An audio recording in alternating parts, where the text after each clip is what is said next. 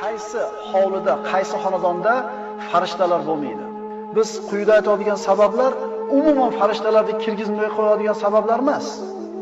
Insonlarni muroqaba qilib turadigan yelkasida ikkita farishtasi, Alloh taoloni saqlab turuvchi farishtalar va boshqa farishtalar inson bilan doim birga bo'ladi.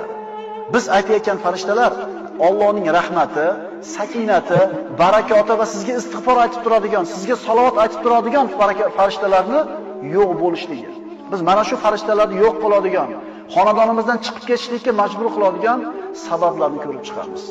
Birinchisi, ota-onasiga oq bo'lgan odamning uyida Alloh taoloning bu farishtalari turmaydi. Chunki Alloh taolo o'zini ibodatiga ota-onaning roziligini yonida zikr qilgan. Menga shirk keltirma, ota-onangga itoat qil. Ota-onasiga oq bo'lgan odam xohlaganini qilsin, kassasi oqarmaydi. Aniq. Ikkinchisi, it va suratni bor bo'lishligi bu xonadondan shu farishtalarning chiqib ketishligiga sabab bo'ladigan ishlardan. Itlar faqatgina payg'ambarimiz sollallohu alayhi vasallam aytgan hadisga muvofiq ov uchun, qo'ylarni boqishlik uchun yoki zarurat bo'lganda qo'riqlashlik uchungina boqiladi. Endi kofirlarning odatiga ergashgan holda havas uchun it boqayotgan akalarimizga aytamizki, ana shu rahmat farishtalari hovlilarda bo'lmaydi.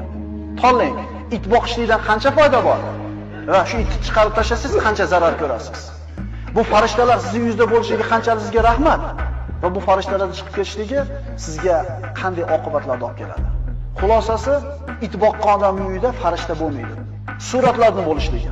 Surat deganda hozirgi kundagi fotografiya shunga tushadimi, tushmaydimi degan savolga ulamolar bir qancha javoblarni berishadi. Hozirgi bor bo'lgan fotografiyalar akalar Payg'ambarimiz sollallohu alayhi vasallam aytgan rassomni surati emas. Qaysi surat man qilingan shariatda?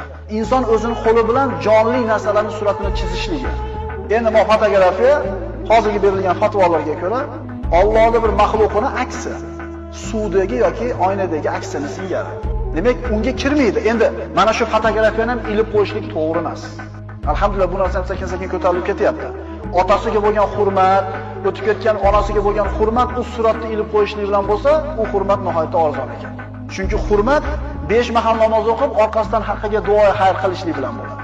Xayr ehson qilib, yetim yesirlarda boshini silab turib, onamga yoki otamga shu savobni yetib borsin deyishlik bilan bo'ladi.